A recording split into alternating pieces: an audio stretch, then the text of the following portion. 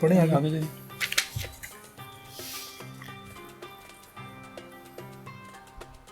صفحہ نمبر 233 ہے. بیان اخلاص اشارہ. اخلاص گھر میں عہد یعنی ربوبیت عامہ کو باقی نہیں رکھتا. بڑے گہرا کوئی اشارہ ہے. الاخلاص لا یبقی فی المنزل احدا. 33 نمبر حاشیہ اس کا پڑھتے ہیں تاکہ کچھ پتہ چلے کہ کیا مراد ہے اس جگہ پہ. شیخ اکبر فتوحات مکیہ کے باب نمبر 134 میں اخلاص مقام اخلاص کی معرفت بیان کرتے ہوئے لکھتے ہیں جان لے کہ اسم عہد کا اطلاق ہر شے پر ہوتا ہے، مثلا فرشتہ، فلک، ستارہ، طبیعہ، عنصر، معدن، نبات، حیوان اور انسان وغیرہ. حالانکہ اللہ کے اس قول میں قل هو اللہ احد کہہ دو کہ وہ اللہ احد ہے میں یہ الہی خوبی بیان کی گئی ہے. یعنی کہ احد کو اس قول میں کہ قل هو اللہ احد اللہ تعالیٰ نے الہی صفت بیان کی ہے کہ احد ایک الہی صفت ہے. لیکن اسی نے اپنے اس ایک اور دوسرے قول میں ولا یشرک بعبادت ربہ احدا اسے موجودات کی خوبی بھی قرار دیا ہے احد کو. یہ ہم نے کتاب الہو میں نہیں پڑھا تھا تفسیر سے پڑھا ہے کہ مجھے لگتا ہے کتاب الاحد میں پڑھا ہے. کتاب احدیت جو نہیں ہے اس کے اندر ہم نے تفصیل پڑھی ہے، لیکن یہاں پر یہ فتوحات مکیہ سے شیخ بیان کر رہے ہیں. آگے فرماتے ہیں سو عبادت میں جو کہ اس کی ذاتی صفت ہے، مخلص وہ ہے جو اس کا قصد صرف اس ہستی کے لیے، جو اس کا قصد یعنی کہ عبادت کا قصد صرف اس ہستی کے لیے کرے جس نے اسے ایجاد اور تخلیق کیا، اور وہ اللہ تعالیٰ ہی ہے. اب یہ بڑی گہری بات شیخ نے کی ہے اس جگہ پہ کہ عبادت میں مخلص وہ ہے، یعنی کہ عبادت میں اخلاص والا بندہ، خالص اس کی خالص عبادت وہ کر رہا ہے بندہ جو عبادت کا قصد صرف اس ہستی کے لیے کرے کہ جس نے اسے تخلیق کیا، یعنی کہ اللہ تعالیٰ کے لیے، کیونکہ احد نے اس کو تخلیق نہیں کیا. یہ کتاب ہے جناب رسائل ابن عربی تاج التراجم رسالہ ہم پڑھ رہے ہیں، شمائلہ صاحبہ پوچھ رہی ہیں تو یہ دیکھ لیں. صفحہ نمبر 233 ہے، لیکن ابھی ہم اس کا حاشیہ پڑھ رہے تھے. حاشیہ جناب صفحہ نمبر 303 پہ. اچھا یہ تو واضح ہو گیا کہ مخلص وہ ہے جو اس کا قصد صرف اس ہستی کے لیے کرے جس نے اسے ایجاد اور تخلیق کیا. اب نقطہ یہ ہے کہ اللہ تعالیٰ نے اس کو ایجاد کیا، کیونکہ اللہ تعالیٰ نے اس کو کون کہا؟ احد نے نہیں کہا نا. ہاں اسی وجہ سے کہا کہ ولا یشرک بعبادت ربہ احدا. یہاں پر شیخ نے ایک اور جگہ پہ اس کا بھی ذکر کیا کیونکہ عبادت اللہ کی ہے یا رب کی ہے یا باقی اسماء کی ہے، کیونکہ ان کی وجہ سے اس کی تخلیق ہوا ہے، تو اس وجہ سے وہ احد کو شریک نہیں کر سکتا عبادت میں. احد سے مراد وہ ذات بات بھی ہے کہ جو اسماء سے آ رہی ہے. اسی لیے تو بے نیازی والی بھی ایک اس میں وہ آتی ہے کہ اسے کوئی سروکار نہیں ہے اس سے، کہ کوئی عبادت کر رہا ہے کوئی نہیں کر رہا، کوئی جو مرضی کر رہا ہے، مطلب اس کو اس چیز سے کوئی سروکار نہیں ہے، اسی لیے اس کو بے نیاز کہا گیا نا. اور قل هو اللہ احد میں اشارہ یہ ہے کہ ہم نے اللہ کے ذریعے یہ احد تک پہنچنا ہے. تو احد تک تو ویسے پہنچنے والی جو کہانی ہے وہ تو ناممکنات میں سے یہ ویسے مطلب احد تک پہنچنے کی مراد یہ ہے نا کہ اللہ ہی بیسیکلی احد ہے نا. ہاں جی بس. لیکن اگر ہم کہیں قل هو احد پھر ہم اس تک نہیں پہنچ سکتے، کیونکہ اللہ بیچ میں جب صفت اسم آئے گا تو ہم پہنچیں گے. تو یہ اس وجہ سے قل هو اللہ احد بھی ہے، یعنی صفات کا ہونا لازم ہے بیچ میں. اگر صفات نہیں ہوگی تو ہم ڈائریکٹ نہیں پہنچ سکتے، کیونکہ ہمیں تو پہچان جو ہے صفات کی وجہ سے ہی ہوئی ہے نا. اچھا جی آگے مخلوقات میں سے ہر مخلوق کے اندر اس میں موجود منافع اور نقصان کی وجہ سے دعوی ربوبیت ہے. یعنی ہر مخلوق کے اندر کچھ نہ کچھ فائدہ ہے، کچھ نہ کچھ نقصان ہے، کچھ نہ کچھ اس کی تاثیر ہے، کچھ نہ کچھ اثر ہے، کچھ نہ کچھ تو قدرت وہ رکھتی ہے نا. چاہے پتھر بھی ہے اس کو بھی آپ کہیں نہ کہیں استعمال کرتے ہیں، تو اس وجہ سے اس کے اندر دعوی ربوبیت ہے. دیکھو دعوی ربوبیت یہ ہے کہ وہ آپ کو فائدہ دے رہا ہو، کہتے ہیں جی دیکھیں میں آپ کو فائدہ دے رہا ہوں، آپ میرے سے فائدہ اٹھا رہے ہیں، حالانکہ وہ مخلوق ہے، آپ اس سے مخلوق سے فائدہ اٹھا رہے ہیں. سو اس کائنات کی ہر شے نفع اور نقصان یہاں پہنچاتی پہ ہے. تو وہ ربوبیت تو رب والی سینس میں آ رہی نا, جو چیز جس کو دے رہا ہے. اب جیسے نبی پاک صلی اللہ علیہ وسلم نے کہا تھا بکریوں کا رب, پھر اگر ہمارے والدین ہیں وہ ہمارے کس سینس میں رب ہے, ہمیں وہ بچے چھوٹے بچے کو پالتے ہیں. اگر کوئی چیز اصل بنیاد نفع ہے نا, کوئی بھی چیز ہے کسی بھی چیز سے. ابھی میں کرسی کے اوپر بیٹھا ہوں, میں یہ مجھے نفع دے رہی ہے, یہ ظاہر سی بات ہے, میں اس کے اوپر بیٹھا ہوں, اس نے مجھے سہارا دیا ہوا ہے, نہیں تو یہ میں نہیں بیٹھ سکتا, تو یہ میرا رب ہے. اس طرح فائدہ دینے کی یہ فائدہ سینس, یہ ربوبیت ہے. رب تو نہیں ہے, ربوبیت کہہ سکتے ہیں اس کو. سو اس کائنات کی ہر شے نفع اور نقصان پہنچاتی ہے, یہی اس میں موجود ربوبیت عامہ ہے. یہ ربوبیت عامہ ہے جو ہر ایک کے لیے, جو ہر پوری کائنات کی ہر شے میں ہے. ربوبیت خاصہ وہ ہے کہ جو عبادت جس کی جاتی ہے, اور اسی کی بدولت وہ دیگر مخلوقات کو اپنے آگے جھکنے پر مجبور کرتی ہے وہ چیز. اب تو کرسی پہ بیٹھا ہوا نا, کرسی نہ ہو تو زمین پہ ہی بیٹھے گا. صحیح بات ہے. تو زمین پہ بیٹھے گا تو کرسی تجھے کہے گی کہ بھائی میرا ہی تو محتاج ہے, جو مرضی تو کر لے. تو یہ اس نے اب آگے تجھے جھکایا ہے. یہ مطلب باریک نقطہ ہے, لیکن چلے اس نے تجھے اپنے آگے جھکایا ہے. اور عبادت کا مطلب جھکنا بھی ہوتا ہے. عبادت کی سینس میں جھکنا بھی ہوتا ہے. اصل میں یہ نا وہ مسخر کرنے والی بات بھی ہے نا. اب گھوڑے نے انسان کو مسخر کیا ہوا ہے, انسان نے گھوڑے کو مسخر کیا ہوا ہے. دونوں نے ایک دوسرے کو مسخر کیا ہوا ہے. تو وہ کیا ہوا کہ دونوں ایک طرح سے ایک دوسرے کی ربوبیت والی جو صفت تھی وہ ان دونوں میں ہے. گھوڑا جو ہے وہ تمہیں سواری دیتا ہے, ایک جگہ سے دوسری جگہ لے کے جاتا ہے, اور تم کیا کرتے ہو, گھوڑے کو جب کھانے کی ضرورت ہے تم اس کو کھانا پورا کرتے ہو, پانی پورا کرتے ہو, دھوپ میں یا چھاؤں میں باندھتے ہو, بیمار ہے اس کو ڈاکٹر کے پاس بھی لے کے جاتے ہو, اس کی ادویات کا خیال رکھتے ہو. تو کیا ہوا, دونوں نے ایک دوسرے کو مسخر کیا ہوا ہے, دونوں میں ایک دوسرے کے لیے ربوبیت والی صفت موجود ہے. اور اسی صفت الہی سے اس شے نے محتاجوں کے نفوس کو اپنی جانب مائل کیا کہ وہ اس منفعت کے حصول اور نقصان دور کرنے کے محتاج ہیں. تیری بات ہے کہ کوئی کرسی کی مثال ہے کہ کرسی نے تجھے مجبور کیا کہ بیٹھنا تو پئی, میرا محتاج تو ہے ہی ہے. صحیح بات ہے. عمر فاروق صاحب سلام کہہ رہے ہیں. وعلیکم السلام ورحمۃ اللہ وبرکاتہ.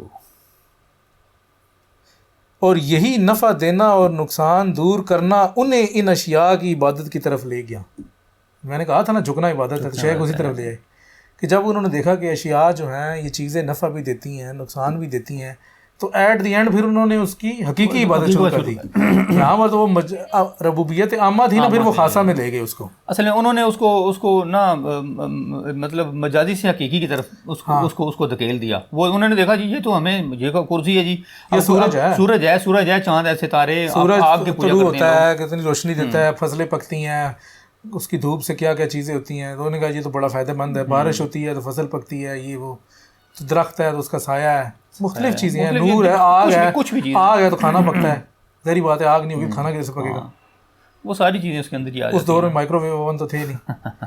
تو کہنے کا مطلب ہے کہ وہ پھر اس سینس میں پھر لوگوں نے ان چیزوں کی عبادت شروع کی, چاہے انہیں اس کا شعور نہیں, انہیں شعور نہیں ہے, شعور تو نہیں, وہ کر عبادت ہی رہے ہیں. چونکہ اللہ کو یہ علم تھا کہ اس نے اپنی مخلوق میں کیا کیا جمع کر رکھا ہے. اللہ تعالیٰ کو تو پہلے سے پتہ تھا کہ یہ اس کے اندر یہ خاصیت ہے, اس کے اندر یہ اس کو اس طرح نفع پہنچائے گی, وہ اس کو اس طرح نفع.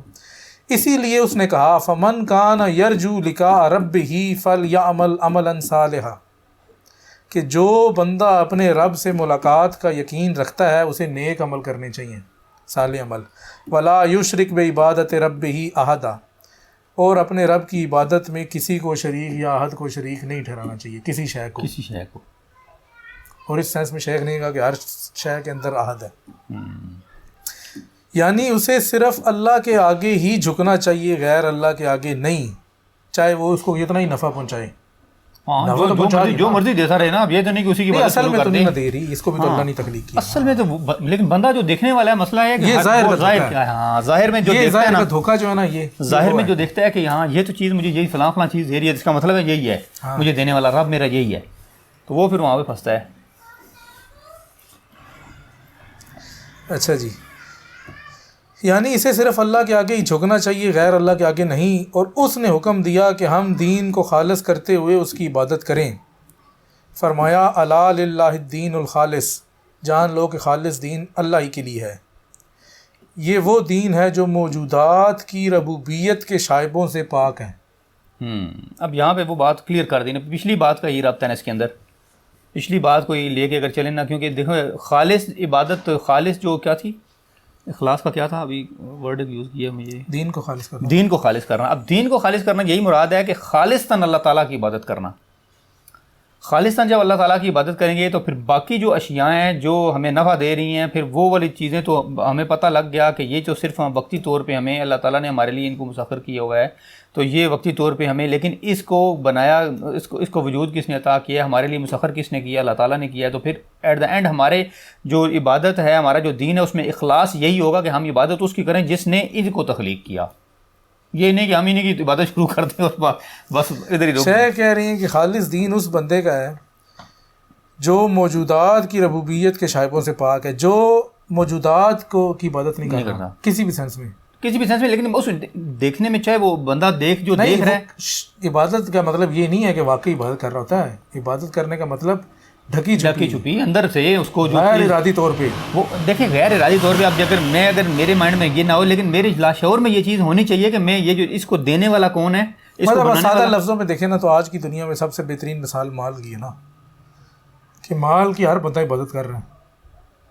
ایک وہ ہے کہ جو کر رہا ہے جانتے بوجھتے، اور ایک کہتا ہے نہیں جی میں اللہ کی عبادت کرتا ہوں، لیکن بیسیکلی وہ مال کے سامنے جھک جاتا ہے. تو وہ اصل جو دین جس کا خالص ہے، پاک ہے، وہ ہے کہ جو یہ جانتا ہے کہ اصل ہے مال عطا کرنے والا، یہ اصل پاک طاقت وہ اللہ تعالیٰ کی ہے. اس مال کے اندر اپنی طاقت کوئی نہیں ہے.